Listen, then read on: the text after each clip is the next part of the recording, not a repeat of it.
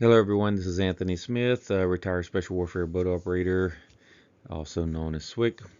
I recently conducted a SWCC survey in regards to traumatic brain injury and orthopedic injuries, primarily amongst retired SWCC operators, former SWCC operators, and today we're going to discuss the results of that survey.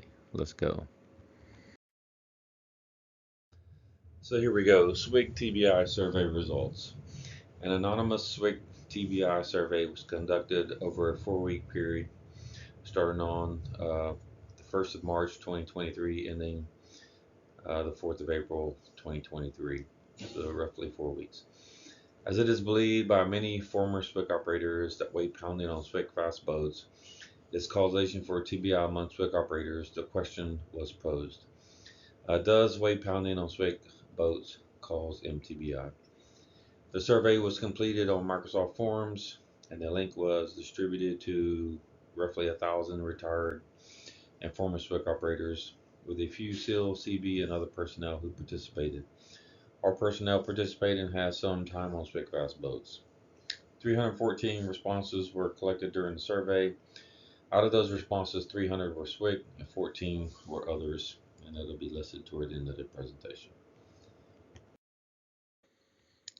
First and foremost, we need to talk about the TBI survey construction.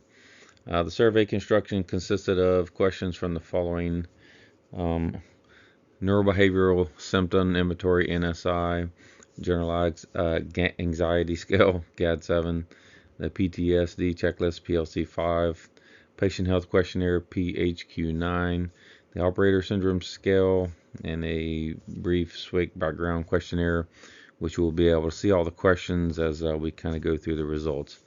So everything, every question that was used in the survey came from a legitimate, validated questionnaire used generally by health practitioners to determine TBI, PTSD, and all of these things. And we're going to take a look at what the results say.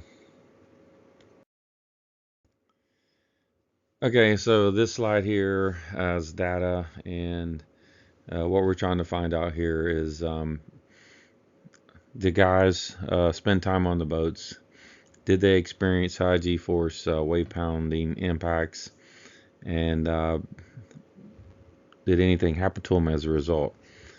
So SWCC G-force exposure from weight pounding impacts is the title of this page. I've already tried to do this slide, this particular one, 3 times now, and I've messed it up all 3 times. So bear in mind that I do have TBI and I do have cognitive issues. So if I say the same one twice while I'm doing this, it is what it is, because it might happen. It is to be noted that wave slamming on fast boats causes acceleration and deceleration type injury to the brain. SWCC endure hundreds of thousands to even millions of impacts, causing possible repetitive mTBI. If this is true, then the evidence will be seen as long-term effects of TBI among the retired SWCC population. So that's what we would expect to see among the retired population. So we're going to see what this data says. I can tell you from speaking with hundreds of guys, several hundred guys who are retired in their 50s, who are retired former SWCC operators, talking to them about my symptoms, talking and their symptoms, and basically we're like the same person, even though we're different in different experiences. We look different physically, but we all have the same symptoms. So I can tell you from all the conversations that I have had that the evidence is there. All of these guys are living in long-term effects. But let's see what the data says. All right, so on these questions, have you ever experienced full body slamming from high G-force impact weight pounding on SWCC fast boats? 310 said yes, 1 said no, 3 said maybe. 99%, pretty high number, validated. Have you ever experienced whiplash from high G-force wave impact weight pounding on SWCC fast boats? 264 said yes, 12 said no, 38 maybe. So we're looking at 84% who have experienced whiplash, 12% unsure. Um, there is enough data out there. There's enough research to show that when people get into car accidents and they get whiplash, they get TBI. So whiplash is associated with traumatic brain injury, mTBI. Whiplash on fast boats from wave pounding is a very similar acceleration and deceleration mechanism, and causes the same kind of mTBI. And you should be able to ascertain that as we keep going through all of this data, but we'll see what it says. Have you ever blacked out from high G-force impact wave pounding on SWCC boats? 95 said yes, 170 said no, 49 said maybe, so about 30% for sure, 16% unsure. And I know a lot of times when I was out there on these boats in the dark, you would go in and out, and a lot of times you didn't even know it. Maybe your buddy said something to you about it, but sometimes we have blackouts without realizing it. So it's kind of hard to really judge this number. Have you seen stars or spots in your vision from high G-force impact wave pounding on SWCC fast boats? Stars and spots are post-concussion symptoms, or indicative of post-concussion symptoms. So 256 said yes, 31 said no, 27 said maybe. So we're looking at 82% had stars and spots in their vision. Have you ever experienced mental fatigue from high G-force impact wave pounding on SWCC boats? And we're looking at 258 yes, 17 no, 39 maybe. Looking at 82% again for mental fatigue, another PCS symptom. Have you ever experienced dizziness from high G-force impact wave pounding on SWCC boats? 226 said yes, 48 said no, 40 maybe. We're looking at least 72% here with dizziness, another PCS symptom. Have you ever experienced confusion from high G-force impact wave pounding on SWCC boats? 178 yes, 76 no, 60 maybe, 57% with confusion, 19% unsure. Another PCS symptom.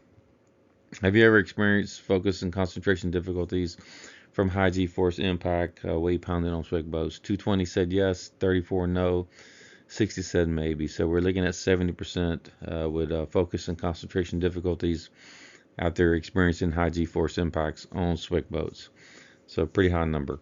Have you ever experienced blood in your urine from high G-force impacts on SWCC boats? 117 yes, 168 no, 29 maybe.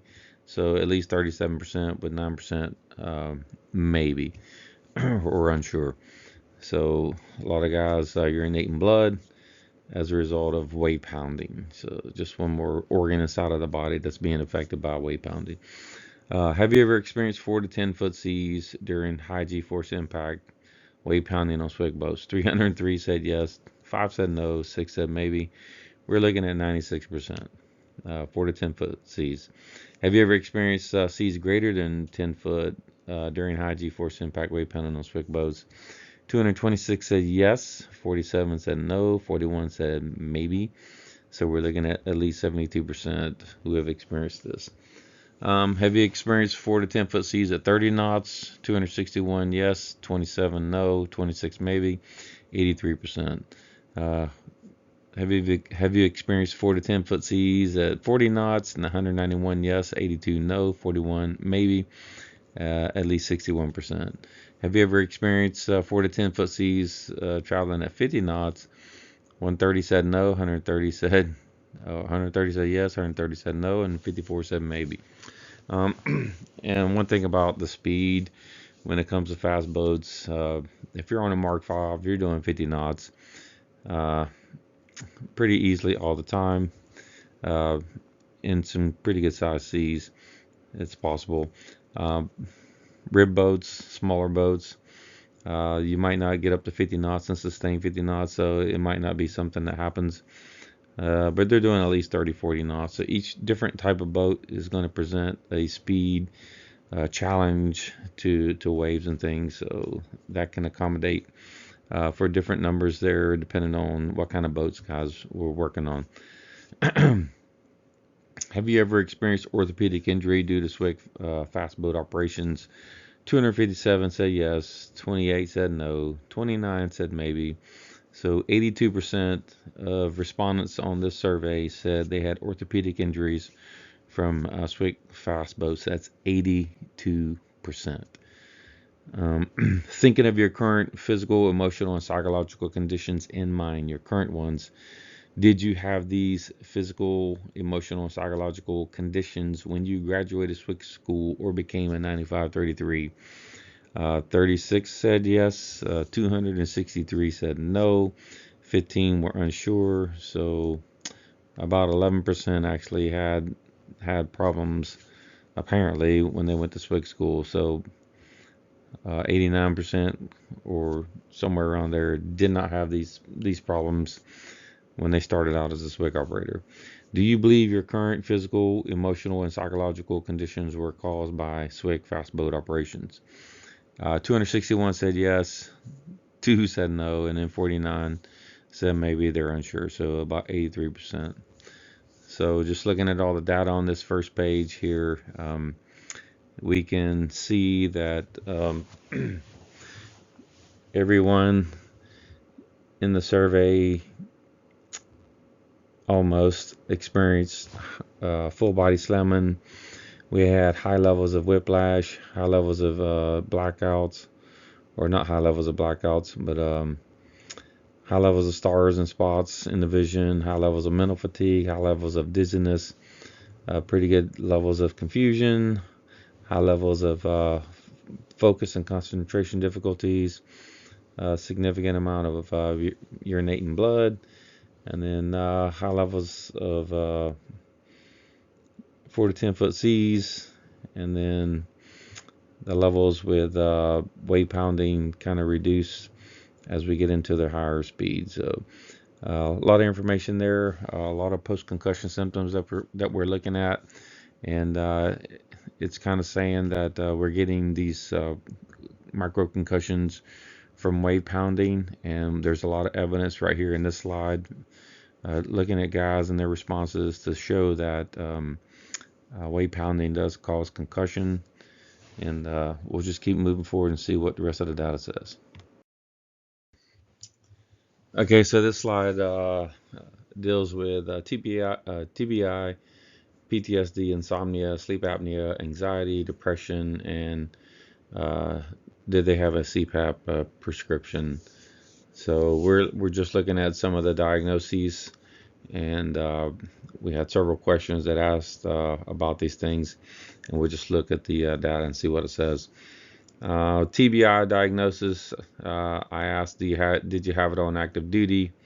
Did you have a diagnosis on active duty? 75 said yes, 240 said no, so we're looking at 24% with a diagnosis while on active duty.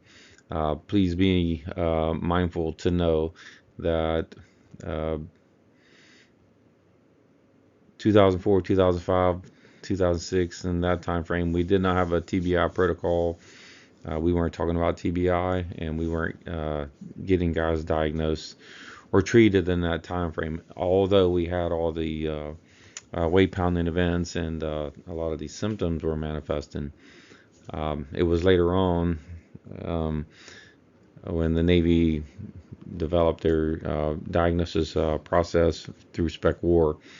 So now the guys that are retiring here recently, they're all going through diagnoses and things on active duty.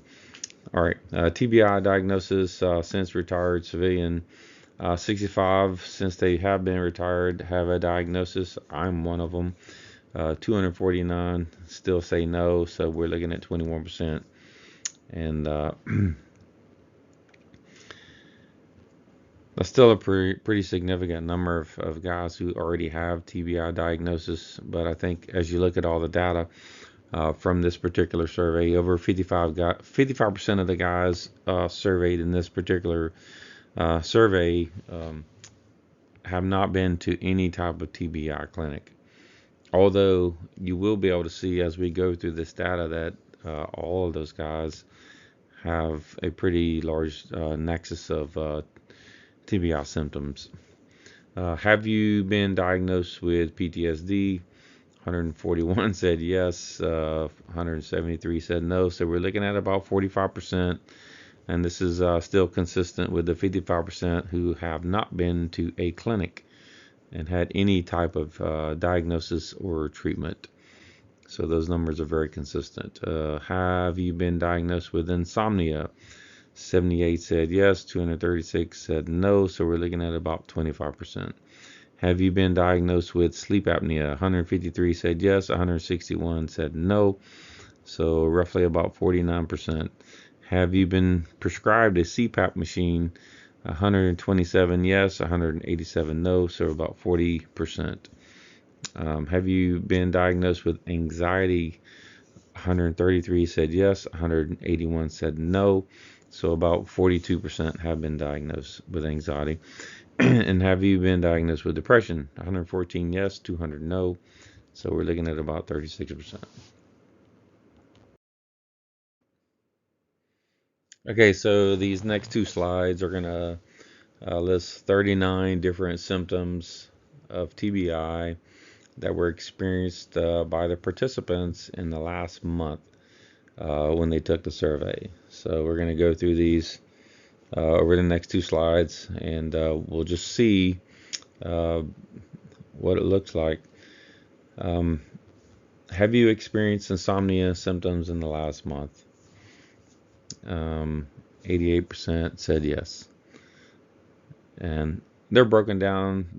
On the question, it had severe, it had moderate, it had mild, had none, and it had other. So those were all the different ways that they could respond to it. So we just totaled up the number of severe, mild, or severe, moderate, and mild, basically, and just kind of looked at it from that perspective. So 88% of the people that responded on this survey of 314 people have insomnia symptoms. Have you experienced sleep apnea in the last month? Symptoms, 73% yes. Have you experienced symptoms of anxiety in the last month? 92% said yes. Very high number when it comes to anxiety symptoms. Have you experienced symptoms of depression in the last month? 73% yes. Very high numbers of depression. Have you experienced symptoms of endocrine dysfunction in the last month? 33% said yes. One thing about endocrine dysfunction, it's there's a lot that's involved with the endocrine system, and it really takes a lot of time and research to really kind of understand what it is. So I'm not sure that we had enough knowledge about this particular question to get an accurate data point for it. Because like I said, I don't think a lot of guys might not know what endocrine dysfunction is, and probably ain't gonna have time to look it up when they're taking a survey. But I would suspect, based on all the things that I've learned over my few years of research, that the endocrine dysfunction is probably a lot higher than 33%. But it would take a different approach to asking this question to get what the accurate numbers would be. Have you experienced irritability in the last month? 96% yes. That's a pretty that's a scary statistic there. Have you experienced impulsivity in the last month? 81% yes. Have you experienced symptoms of aggression in the last month? 85% yes. Symptoms of anger in the last month? 93%, pretty high. Headaches in the last month? 86%. Migraines in the last month? 51%.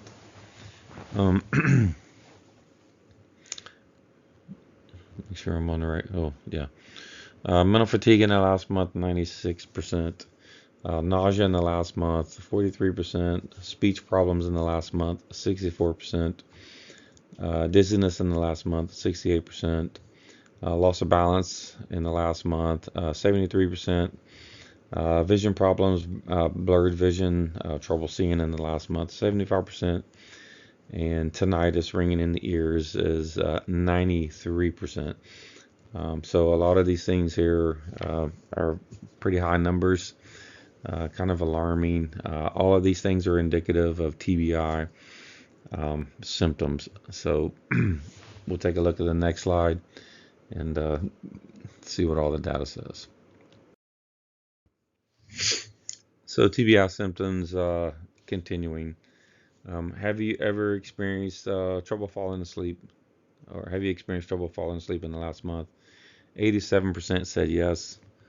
Trouble staying asleep, 90% said yes. This is all indicative of insomnia. Have you experienced changes in taste and smell in the last month? 28% said that, yes. Mood swings or mood changes, 83% yes. Being easily distracted, 92% yes. Short-term memory issues, 92% yes. Trouble with long-term memory in the last month, 84%.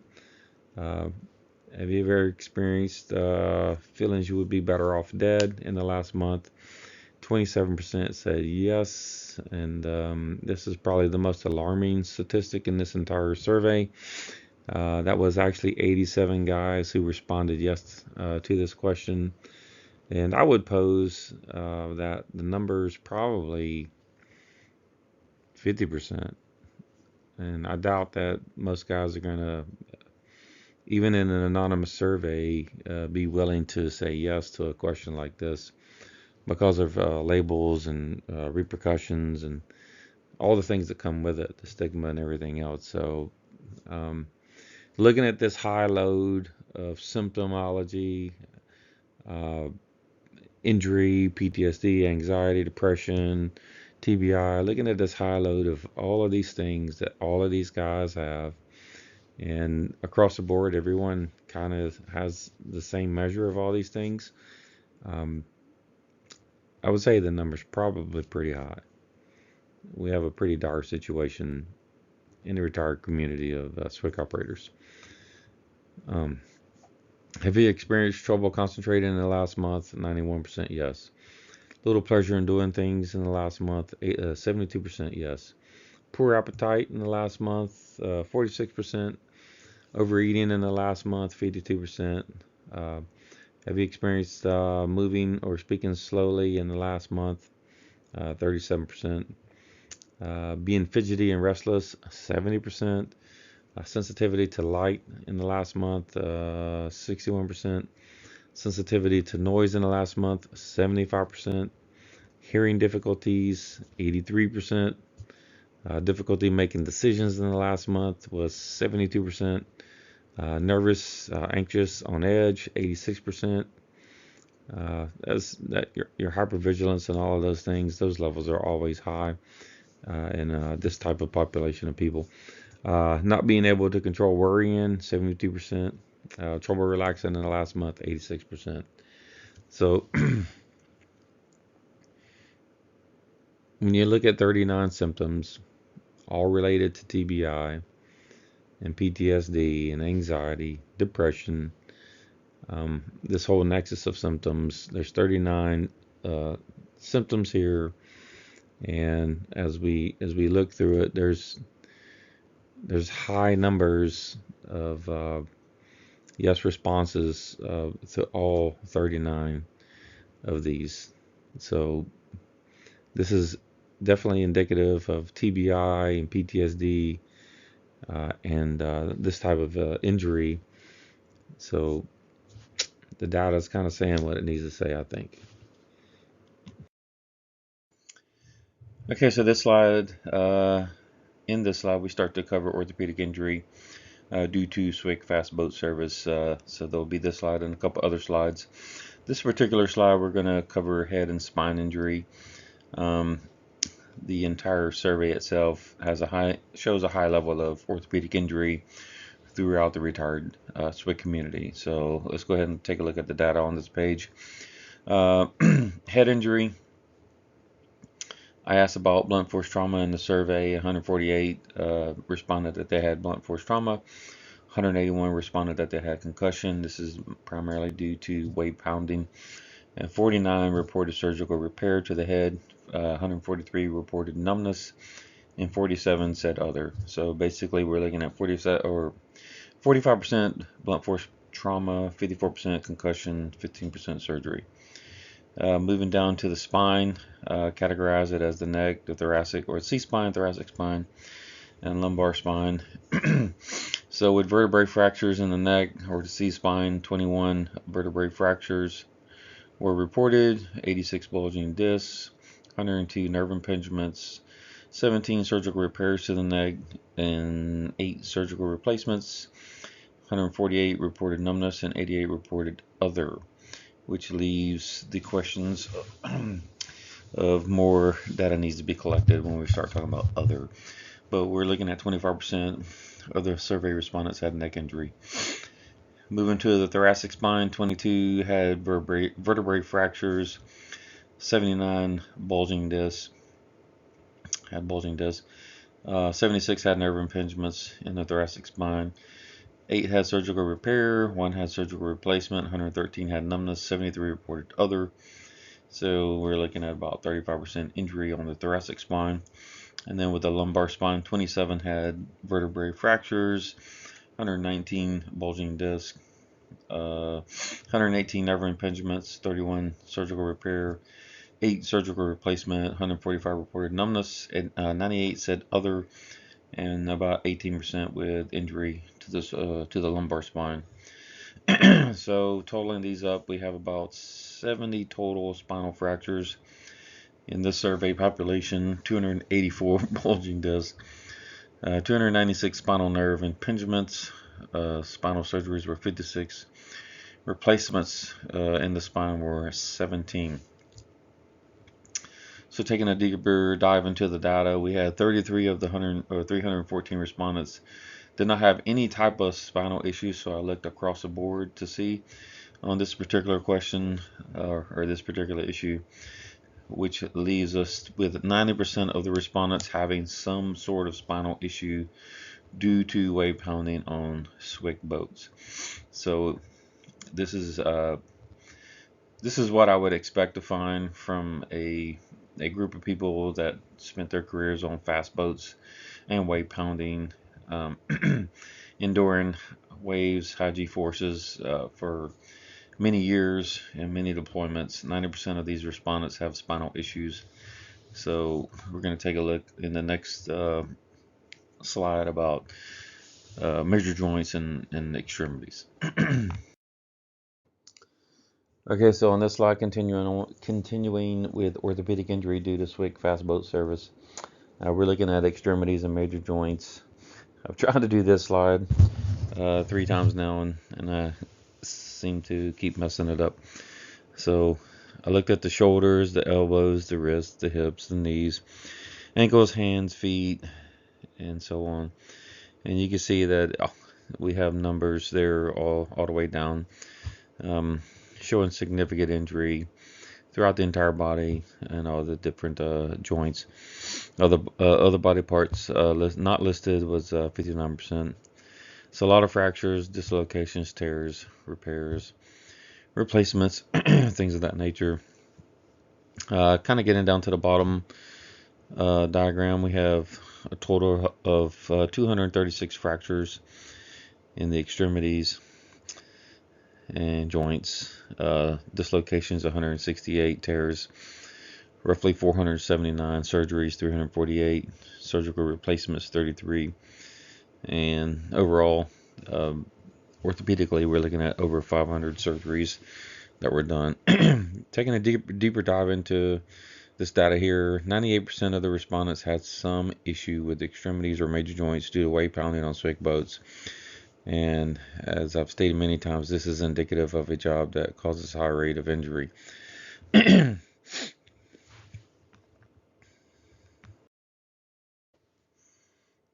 All right, so toward the back end of the survey, I asked questions to other issues related to TBI. So one question was, have you been diagnosed with dementia, Alzheimer's, MS, or other neurocognitive disorders? And 23 responded yes, 291 said no, so about 7%. Do you have high blood pressure? 147 yes, which is roughly 47%. High cholesterol, 150, yes, which is 48%. Low testosterone, 157, yes, which is 50%. Do you have other hormone issues that I didn't cover? 42 said yes, about 13%. Erectile dysfunction, 144 said yes, 46%. Have you experienced tachycardia recently? 49 said yes, which is 16%. And have you had a brain MRI and did it show signs of trauma to the brain? 66 reported yes, that there was trauma to visible on their MRIs, which is 21%. One note about that is a lot of times with traumatic brain injury diagnoses, still you can look at MRIs, PET scans, CAT scans, and still not see any indicators in the brain that there's injury, although all the other evaluations say yes to TBI. So having a negative MRI isn't any type of conclusive evidence to whether or not someone does or doesn't have TBI. And then the last question was thinking back to when you first became a SWC operator and comparing your personality from then to now. Do you have significant personality differences, and do you feel like you're just not the person that you used to be? 239 said yes to this question, which is 76%. 47 said maybe, and 26 said no. So studies show TBI causes various neurocognitive disorders, and we see some of the evidence here showing up in this data from the survey. Studies show TBI causes high blood pressure. Again, we see the data here with 47%. Metabolic disorders are one of the main pathophysiological changes after TBI and characterized by metabolic disorders in lipids, glucose, proteins, and trace elements. So we can see cholesterol and other things here as an issue. Research shows patients with TBI have a higher risk for erectile dysfunction, ED, and we are, where am I here? We're at 46% with erectile dysfunction in this population. TBI pituitary miscommunication is associated with low testosterone. This is one of the reasons for low T. With low T here, we're 50% on this population, and I'm in this group when it comes to low T and just about everything else on this particular page here. Research shows a correlation between tachycardia and traumatic brain injury, and we do see some guys here with tachycardia, about 16%. And then most brain MRIs do not detect TBI damage, as I kind of mentioned before. So a lot of issues here that are connected to traumatic brain injury and high diagnoses with the majority of these things here, just showing more evidence that these guys have traumatic brain injury. All right, and this last slide here pertains to other mechanisms that are linked to traumatic brain injury. Weight pounding is not the only reason someone gets traumatic brain injury in our SWC community. We are exposed to a lot of blast over pressure from high volumes of shooting automatic weapons. Some guys have been blown up by IEDs. Some guys have been in vehicle rollovers. Some guys did contact sports prior to joining the military and even while they were active duty. And then there's also parachute operations, which I didn't explore in this particular survey. Looking at the blast over pressure from shooting primarily 50 cal and 7.62, I asked how many guys had exposure less than 500,000 rounds, about 53. Up to 1 million rounds were 50. 2 million rounds were 34. 3 million rounds were 33. 4 million rounds were 35. 5 million rounds, 27. 6 million was 3, and then more than 6 million was about 68. So you can see when you get into the 3, 4, 5, and 6 and greater numbers of blast over pressure, that it's pretty significant amounts here, which could be indicative as well as for traumatic brain injury. And Troy Norrell, who committed suicide about 2 years ago, did several deployments, 4 deployments, and he was a Riverine guy, spent his time on sock R's, didn't have a lot of exposure to weight pounding, but did have over 10 million rounds of exposure to blast over pressure.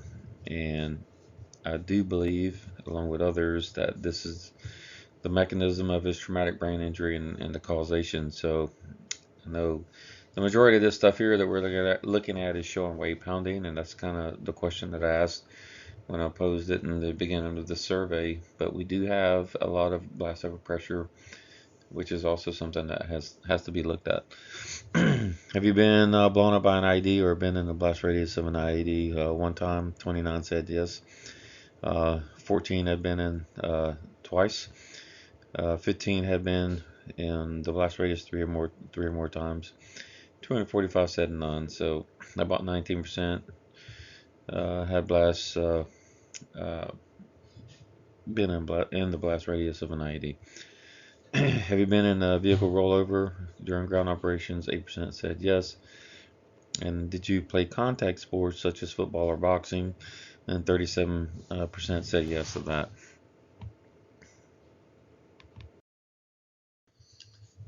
Okay, some other relevant information extrapolated from the data. As you can tell, that I did a lot of data analysis in Excel, so it took quite a bit of time to put this all together and then kind of look at it. There were 314 participants, and the average age of the SWCC operators in the survey was 50 years old.